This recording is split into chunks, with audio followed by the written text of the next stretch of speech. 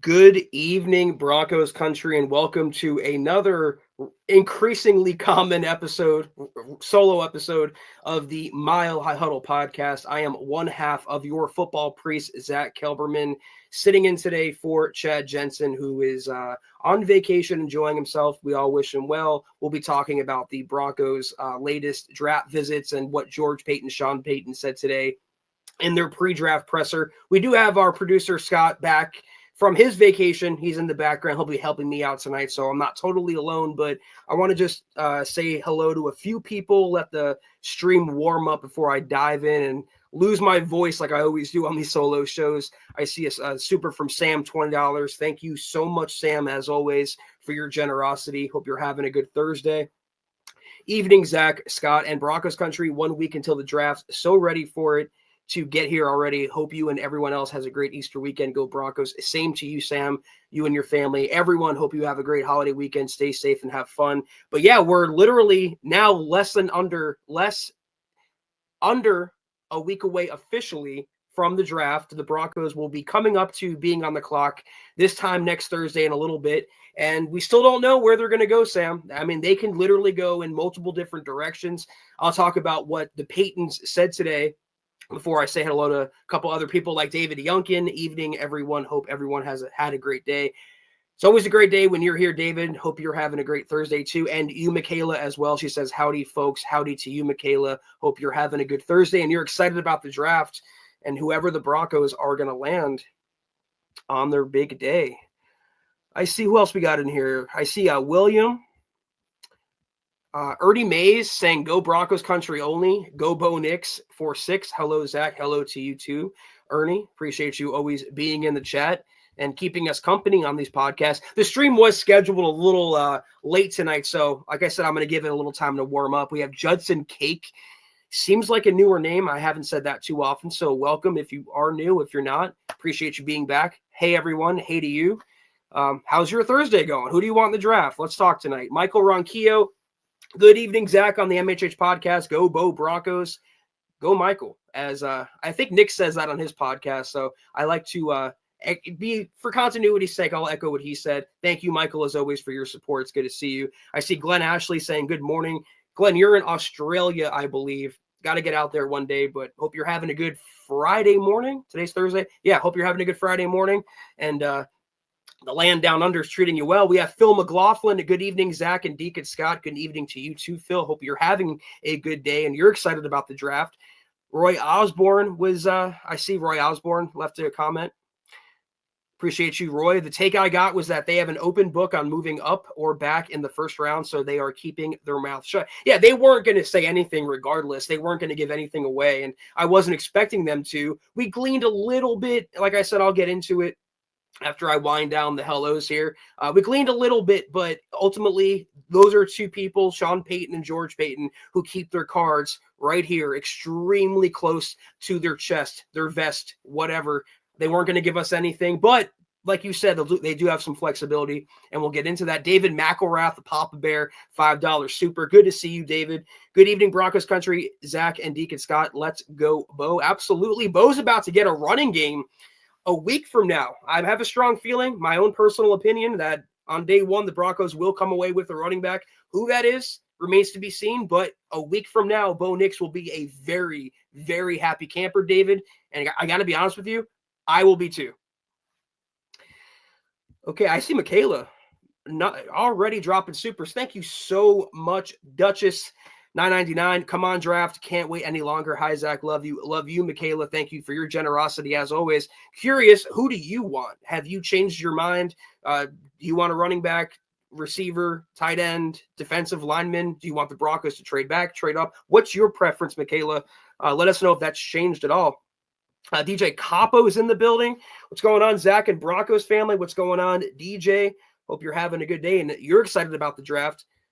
David Yunkin wants Trey Henderson. Yeah, man, that's my guy. That's been my guy for months. My draft crush. He visited the Broncos yesterday, a top 30 visit. He's officially, I think, in firm contention for the 20th overall pick or the first round pick if the Broncos move down. But yeah, Henderson's my guy as well, David. I echo that wholeheartedly. William says, why not Walter Nolen? Why Walter Nolen? Oh, why Walter Nolen? Thumbs down. Yeah, I mean, there's character concerns for sure, but it kind of reminds me of Micah Parsons when he came out of Penn State. There was the baggage, but if you can play, you can play. That's the sad reality of the NFL. You will have a job for as long as you are crushing it on the field. And Walter Nolen can play. He would be an interior disruptor in the middle of the Broncos defense. He would make everyone else's job a lot easier and allow the Broncos flexibility to not have to resign the trio of Zach Allen, JFM, and Malcolm Roach. So I get the apprehension. Defensive line is not my first pick, not my plan A, but Walter Nolen's a good football player. Like what Mike Thompson's saying here, Nolen can play up and down the line and is 300 pounds. He's not undersized unless you stick him at nose. And yeah, I don't think the Broncos are going to do that. I think they're going to deploy him in a variety of different fronts because he can play those different positions. You can move him to the outside. He can play 4-eye. You could do a lot with Walter Nolen. And again, that's what I was saying. Yeah, the attitude concerns, the character concerns, you want to make sure those red flags don't get any redder. But the green flags is that he can freaking play, and he would make this Broncos defense, an already elite defense, that much better. I would endorse it if they took him in 20 overall. Okay, so I think we got Rock. Trey Henderson was my running back since day one before the NFL draft. I'm happy that you're on that train as well, Michael. I think a little longer than I was. I came around after watching the draft class. I love Ashton Jeanty, but after a while, it became apparent that Jeanty is not going to fall to Denver. And the Broncos are probably, and based on their comments today, not going to move up for a non-quarterback, and that's what Jeanty is. So I moved on to the second best running back, and the second best running back is not Omarion Hampton or anybody else. That is Trey Henderson. So if the Broncos can find a way to land him, I don't even care if it's 20 overall. Get your man. I would be very happy. I know you would be as well, Michael. So I guess, Scott, we'll dovetail into the topic of the show after about 7 minutes of ranting. George and Sean Payton held their pre-draft press conference today. It was virtual via Zoom. Reporters were on the press conference. They got to ask questions, but we didn't really learn much. And the biggest takeaway was that they are flexible. And I know I'm not trying to be anticlimactic, or I'm not trying to be not fun with this topic, but they said they've been getting calls about moving up, about moving down. And Sean Payton intimated as well that they don't want to be shoehorned into one position. They mentioned the depth of the draft class, especially at running back. And they also said, what was the expression? Just because you need a blender, don't go missing the crystal. I don't necessarily know exactly what that means, but I can infer is that don't reach for a player if you have a higher ranked player ahead of you. So don't miss the forest for the trees, in other words. In other words, if on their big board overall, not by position overall, if Walter Nolen or Derek Harmon are ranked higher than Trey Henderson, don't take Trey Henderson just because you need a running back. Take the higher ranked player on your board and let the chips fall where they may. So they mentioned the flexibility, and they mentioned the phone calls they're getting about the 20th overall pick. George, true to his character, did not specify whether he was initiating those phone calls or whether he was taking those phone calls. I would assume a little of both, although the Broncos have been rumored to be a target for Pittsburgh, who might want to come up for a quarterback, or other quarterback needy teams, or other needy teams in the back half of the first round. So I would imagine they're looking both ways, and they're really in an excellent position. And I've talked about this before. I talked about this on the last pod and on the solo show. There's no real losing proposition for Denver on day one. They really can't go wrong. If there's 6 possibilities, in 6 different ways they can go. So receiver, running back, tight end, O-line, D-line, inside linebacker, and that might be it. If there's 6 possibilities, it's a win-win-win, win-win-win potential scenario. Because any of those players, even if you take Jihad Campbell at 20 overall, you still need an inside linebacker. It's still filling a position of need and making your team better. If you take a tight end by some chance, Colson Loveland, or you move up in an alternate universe for Tyler Warren, you're going to need to plan for the future and life after Evan Ingram. You also want more weapons for Bo Nix. Same goes for receiver. Yeah, you don't need one, but it can't hurt to have another. You need a running back for sure. Defensive line. We all know about the contract situations with Zach Allen, JFM, Malcolm Roach, but you need to start planning for the future. There's no real way they could screw this up unless they take Jalen Milroe at 20 overall. Sam Bam, $10 super, your second super already this evening. Thank you so much. Zach, in your draft analysis, what positions of need the Broncos have a lot of and a lack of depth for this draft? Seems like there are a lot of solid running backs in this draft class. Are you asking me, Sam, on the Broncos roster where they're lacking and having depth, or in this draft class where there's depth at? I feel like we all know it with the Broncos at running back, it's very thin. We all know in the draft class, everything really lines up, Sam. Honestly, like their biggest needs, not a cop-out kind of answer. Their biggest needs, arguably, are running back, receiver, and tight end. Or running back, receiver, and defensive line, excuse me. All of those areas and all of those positions are all the deeper positions and areas in the upcoming draft class. So it aligns really perfectly for Denver. The stars fell in their favor. But with their roster pertaining to that, they're weak at tight end after Evan. That's what I'm talking about. After Evan Ingram, you're right back to starting a Lucas Krull or Adam Troutman or Nate Adkins, and Evan Ingram has a injury history. Inside linebacker, we all love the Drake Greenlaw signing. Injury history. Safety, we all love the Hufanga signing. Injury history. They can go a variety of different ways. Even on the offensive line, Sam, it's not a great center class at all. It's extremely kind of top heavy for offensive linemen. But if they take Gray Zabel, plug and play him at center day one, there's a new starter. There's an upgrade. You're getting better. So that's what I'm saying. There's no real way the Broncos can screw this up. That's what's so exciting about it. George Fox, my opinion for the draft, I see 3 running backs and 1 big defensive lineman, along with 2 receivers. Denver Broncos for life, MHH for life. Hit the thumbs up. Yeah, quick reminder, I want to get it in early, 12 minutes in. Hit the thumbs up if you haven't already on the podcast, wherever you're watching, whether YouTube, Facebook, whatever platform. It really does help us out. So make sure you're hitting those little thumbs up. Patrick saying aloha, Father Kelberman. Yeah, I appreciate that, Patrick. Good to see you. Lion Coffee, the official coffee of the MHH podcast. Thank you for tuning in, Patrick, as always. Okay, so Sam's kind of clarifying, I see here, what positions in this draft class have lots of depth and lack of depth? Yeah, running back is historically deep. So that's why George Paton's talking about rounds 2 through 6. A couple weeks ago, I think at the owners' meetings, or it might have been the combine, he mentioned the depth in 2 through 6 and left out the first round. It made you go, but it's true. It's extremely deep. Tight end. Everyone's talking about Loveland and Tyler Warren, but what about Arroyo, Gunnar Helm, Fanon? There's a lot.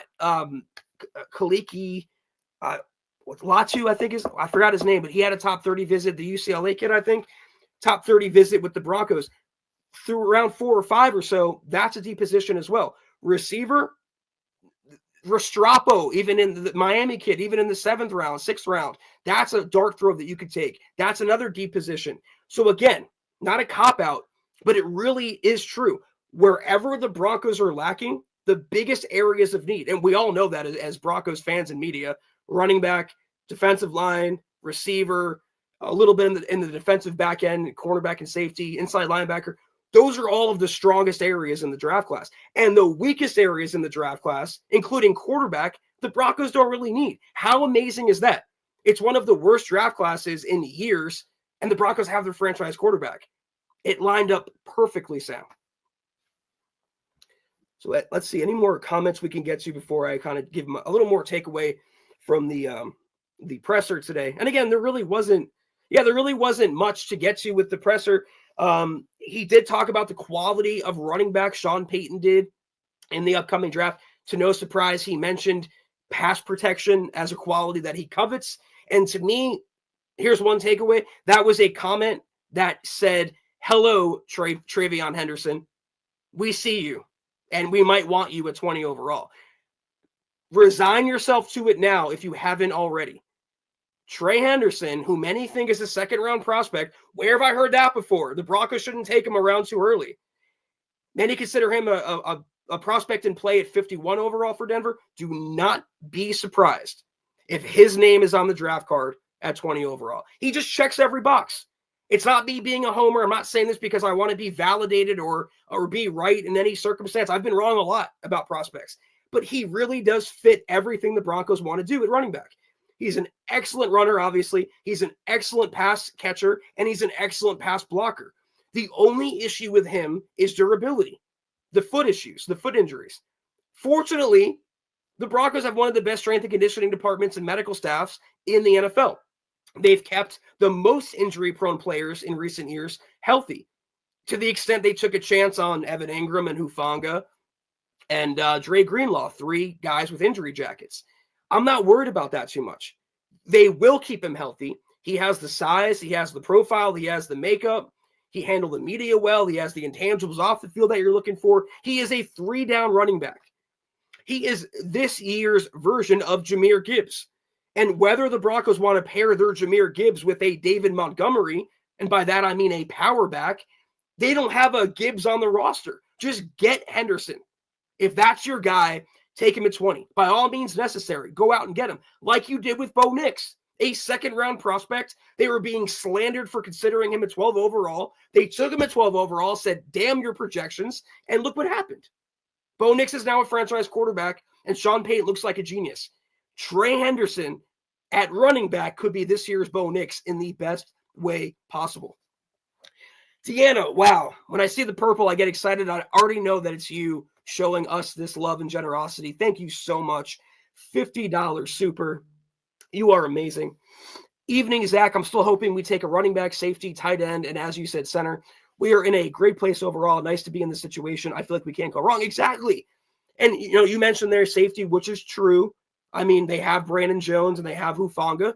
Who do you have under them or, behind them? No one. Can't rely on PJ Locke. JL Skinner is a bust. Delarian Turner-Yell is a bust. You need someone to be coming up. You need an insurance policy. And why not have that insurance policy be a first-round blue-chip stud? At the very minimum, Deanna, and everyone listening, no matter who you take, literally anyone that's realistic, they would be at minimum a day one contributor, either as a primary backup, a special teams maven, or at best, a day one starter, like a running back they'd bring in. Tight end would be a backup. Center would be probably a starter, if not a guy pushing Wattenberg to start. So there's really, again, and I'm not trying to keep it easy tonight or again, take the easy way out of this conversation, but there's no way they could screw this up. The only caveat to that I will say, if they stay at 20, there is no way they can screw this up. Because if they start overthinking and galaxy braining and outsmarting themselves and they move down for the sake of moving down and they miss out on a true blue chipper, that's where I would run into an issue. But if they stay at 20 and take the best player on their board, whoever it may be, realistically, they will get it right because that player will make the Broncos better. That player will inch the Broncos closer to AFC West superiority. That player will help whatever side of the ball become more dominant. And that's all we could hope for in the draft. Thank you again, Deanna, as always.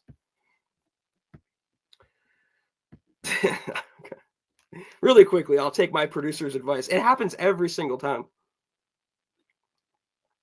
It's Gatorade, not water, but it'll do. All right. I think I'm trying to think. I don't have the quotes, the transcript pulled up in front of me.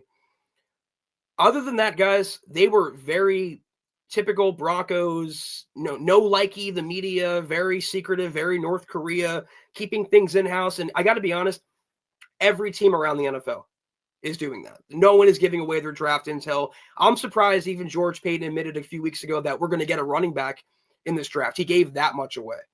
So they're in a really good position, and that's what they express. And if you see when they approach the podium, how loose Sean Payton is and how loose George Paton is and how much smiling and how much fun they're having. They didn't look like that this time a year ago when they held the 2024 pre-draft presser. They looked stressed. They looked like they had to get it right because they did. They were going after a quarterback. It's funny when you land that franchise quarterback, how much easier life really gets. We got Pro 16K saying the only way they take Henderson is if Sean loves him. I just don't see it. I think Sean is moving up to get his guy. And you know what? again, not a cop-out, and thank you for your contribution, Pro. If Sean Payton deems another player worthy of moving up, if it's Ashton Jeanty, I'd be all for that. I want a running back first and foremost, if they can help it. But it's in Sean we trust. He's earned that benefit of the doubt. He got it right with Bo Nix. He turned the Broncos around. Even in his first year, you can tell they were on the upswing. They were moving in the right direction. So if he signs off on a player, and I agree with you, I'm not saying take Trey Henderson no matter absolutely what. I'm not saying that I know better than Sean Payton, or if they think another player at another position could be better, don't take him just because they need a running back. No, I'm not saying that. But no matter where they go with this, they're in a good spot. And if Sean wants to move up, they have the capital. No one wants to give it away again, but they can do it if they want. That's the beauty. They can do it, or they could just chill and sit at BPA.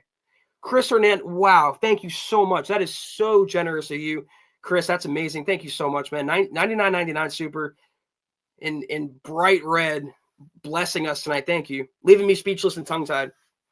Just dropping in to show you some love. Keep up the great work. Click those little thumbs up. I was actually thinking of you when I said that a few minutes ago, and I was talking about leaving us a like. Click those little thumbs up. That's from you, Chris.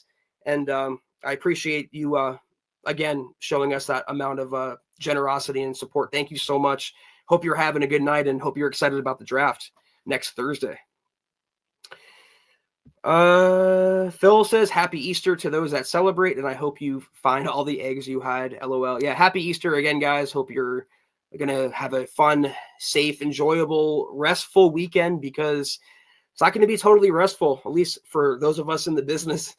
This time next week, it's going to be fun, but it's a lot of stuff going on at once, a lot of stories to write, podcasts to get on, stuff to break down, the draft picks, then you have the undrafted signings, and it's very fast-paced, but we all love it, so it's going to be good. Judson Cake saying Jeanty might be in the AFC West, but in a Raiders uniform. Yeah. The most, what is it? What's the expression? The most logical outcome is the most likely, I think it is. And right now, they pick well ahead of the Broncos, so high up that it prohibits a Broncos trade to the top 5. You don't do that for a non-quarterback. They're the favorites for them. They could use a running back, and it would be a good pick. I can't lie. To supplement Geno Smith, they already have Brock Bowers out there, Jacoby Myers. It would be another piece for them. I would hate it because I'd hate to play Jeanty twice a year, but that's, I think, the most likely outcome. But if not them, it could be the Cowboys. It could be the Bears. It could be the Bengals. There's a lot of hurdles the Broncos would have to get through, and a lot of blessings for Jeanty to fall to 20. I don't think that's going to happen. They can move up for him, but to the top 5, that's a bridge way too far for a running back. David Youngkin, great solo show. Good night, everyone. Good night, David. We will see you next time for sure. Thank you for tuning in as always. What else we got? What time? 23. We got a few minutes. We're going to keep this probably a little short this evening. Again, it's a solo show, and there's really not a whole lot to talk about. They had Trey Henderson in for a top 30 yesterday. They recently had Walter Nolen in for a 30. And I talked about the press conference takeaways. I keep trying to think anything else stand out to me except for the comments they made about running back. They do like the receivers. They did mention that. I'll get to that in a second. Let's take Todd.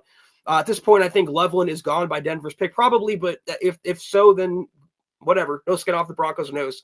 And again, that's the beauty of setting yourself up to go BPA and not to have these glaring roster needs except for running back. By signing Evan Ingram, you took one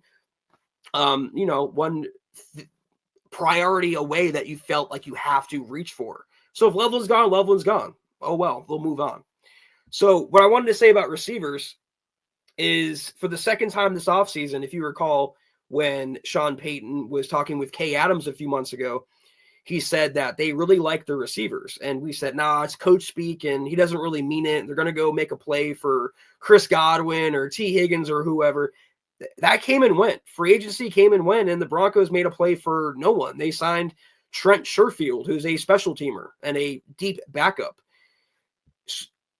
And that lent more credence to the fact that maybe Sean Payton was telling the truth. Maybe he wasn't hamming it up for Kay Adams and trying to throw a smokescreen out there. Maybe he does like the collective. That seems to be the more likely scenario now because of Sean Payton's comments that he echoed today. Kenny's saying, good evening, Zach. Who would you consider as a reach for the Broncos that you would be totally okay with the Broncos draft? That's an easy one. Me, if the Broncos want to draft Mason Taylor round 1, I'm okay with that. You don't need a tight end, and I do think Loveland will be there. I do think he'll be there at 20, and I'd rather take him over Taylor, but you can't discount it. I just don't know if I'm going to reach for a player. Is that player going to be a tight end? Probably not. If I'm going to reach for a player, it's going to be a defensive lineman, or more likely my running back, my guy, my draft crush, because you guys, or not you guys, but some people still consider it a reach, Trey Henderson. That's my reach at 20. If they had to, which I don't think he is, he's a first-round prospect by a lot of metrics. And I said this 2 months ago. I said by the end of the draft process, when he goes through all the evaluations, the testing, and the interviews, he's going to be taken in the first round. Where, I don't know. And sure enough, it's looking like, as of now, there's no chance he makes it to 51. So if the Broncos want to risk it, and they want Trey Henderson, they want to risk it and move back into the first round for him after taking somebody else, or if they want to move up in the second round, I mean, I guess, but if you're that enamored and you're that convinced, just take him at 20. Just take him at 20. He's a first-round prospect anyway, so if it's a few picks too soon, who really cares? If he's the best back for you, who really cares? All right, so you guys have to bear through my voice again. Max Rio, $2 super. Thank you so much, Max. Been a while since the last live show, but I'm always tuning in the next day. I appreciate that so much, Max. Yeah, life gets in the way, man. Things happen. There's a show every night, so whatever you can catch, we definitely appreciate. And we look forward to seeing you around these parts. You know what? That's who I was thinking when I read the question. Glenn, do you have a favorite mid-round cornerback? I really like Zy Alexander from LSU. I'm gonna make this a more macro discussion for a second. I saw some mocks actually that had the Broncos taking Amos, the cornerback, at 20 or in the first round, whatever. Correct me if I'm wrong. Again, I'm going to just shift the conversation. It's not as much of a pressing need as some would have you believe. Now, not to say the Broncos shouldn't add to the cornerback room, but they damn sure better not take one at 20. They don't need one in the second round or the third round. They can wait as long as they really want without taking a corner. And it's more of subjective and how you feel about Riley Moss. I think he looked damn good as a cornerback too before the injury. And everyone talks about, oh, well, he was roasted in the Bengals game. Well, that was his first game back from a multi-week, I think it was a knee, right? A knee sprain. And he was matched one-on-one with one of the best receivers in the NFL in T. Higgins. That's a tough assignment for anyone. Even PS2 has had bad days. He was looking excellent. He was looking like the future. Beyond him, I really was impressed also by Chris Abrams-Drain, who looks like he could push for cornerback 2 duties as well in the future, or at least be a really solid cornerback 3. You have or had, because he kind of fell off a little bit last season, although he's still under contract, one of the better slot cornerbacks in the game in McMillan. Between those guys, I mean, everyone needs more backups, but it's not a pressing need to me. It's not glaring at all. There are 5 positions off the top of my head, maybe 6 or 7, that I would prioritize, even in the middle rounds, over a cornerback. They are good there. You have the defensive player of the year. You have a long-term corner 2. You have a young player in the pipeline, and you can add depth if you want. But they are A-okay at cornerback. But again, to each their own. Judson's saying they'll take a corner like in the 6th round. Yeah, I wouldn't mind that. But Glenn was saying like middle round. I don't know if he meant like 3rd or 4th. That I wouldn't do. You need other positions that you could address, or you have other positions you could address and other needs that you could fill. I would not take a corner before probably the 6th round. That's where I'm at. Pro saying, I think Chicago will move up. Are you saying, I mean, obviously in the 1st, but who would they move up for? Who do you think? I mean, I think they're in a good position too. I mean, I guess they have their quarterback. They have a lot of weapons at receiver for them. They had a pretty stout defense in certain areas. Genty is a sneaky pick for them. That's the last piece I could think of, putting a solid running back with Caleb Williams. But if you think they're going to move up, let me know who you think they're going to move up for. We're coming up to 30 minutes. I really don't have anything else. I think all the other pods have covered it. Like I said, it's a solo show. I appreciate this, Todd, saying Zach O does an awesome show when he is solo. I have the great help tonight with Scott. It's always fun talking Broncos, but it's a lot easier when you have someone else helping organize the comment section. All right, I'm going to wind it down. I don't really have anything else. We're a week away from the NFL draft. I covered the big takeaways from the pre-draft press conference. I covered the takeaway or the recent visits, Henderson, Walter Nolen. We have a post up on the website about the full list of top 30 visits.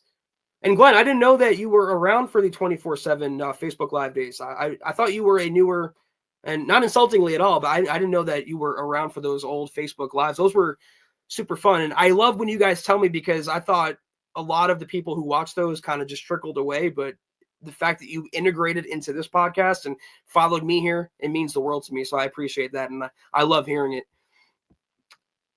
What was I saying? The Broncos are in a good spot. What's our producer saying? All right, yeah, I think we're going to wind down. I'll make it the 2-minute warning. It's going to be a slower show tonight because it's Easter weekend. Like I said, I'm solo, and I want to get Scott out of here at a decent time tonight for once. So that's going to do it for me this evening. I appreciate that, Ronk. Great show tonight, Zach, on the Mile Huddle podcast. Go Bo Broncos. We are off for Sean. I appreciate that. Keep killing it, Zach. You have other podcasts, obviously, the next couple days to keep you going, but this is the last MHH Thursday show until the 2025 NFL draft. That's kind of crazy to think about. By this time next Thursday, or coming up to it, the Broncos will be making their 20th overall pick. Who knows? They might trade up in the top 5 for Ashton Jeanty, and they will have already made that pick. But I can't believe how close it is now, how fast it went, and how quickly the process does fly by. Chad and I were just at the Combine, literally covering the Combine. Scott and Chad were just at the Senior Bowl. And now the draft's coming up. It's wild how fast it flies, but it's very exciting, and I have a lot of nervous energy and good anxiety for it, and I know you guys feel the same way. But it's going to do it for me this evening. That was the MHH podcast.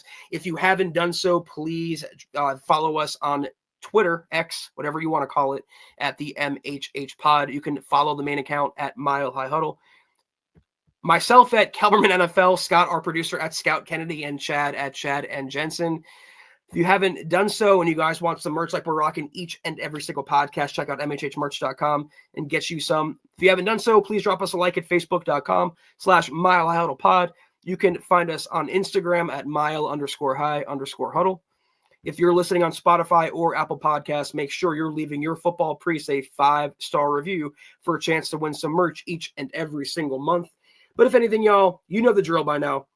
Subscribe, like, and share this video and every video you see on the MHH channel. It really does help us grow and reach more Broncos fans just like you. I want to take one last perusal. I see we have a super from Todd. Oh, okay. Thanks, Scott. Todd, $2 super. Thank you so much, Todd, at the 11th hour. Non-running back player I want most is Kenneth Grant.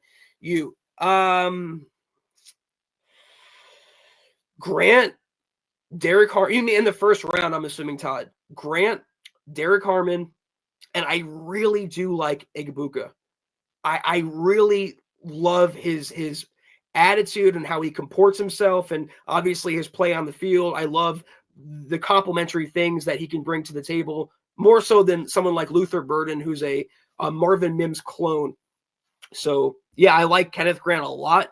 I like Derek Harmon a lot. And that's where I would go probably if they don't take a running back in round 1. But I want to just give a quick shout out to all of the Super Chat stars this evening, including Sam, David, Michael, Michaela. Thank you so much, Duchess. Sam again, George, Deanna, Chris Hernandez. Thank you so much, Chris, as always. Phil, Max, Michael, Todd.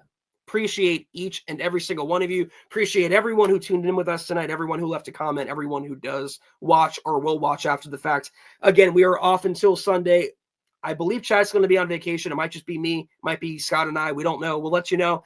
Have a good weekend. We'll see you then. Take care. And as always, go Broncos.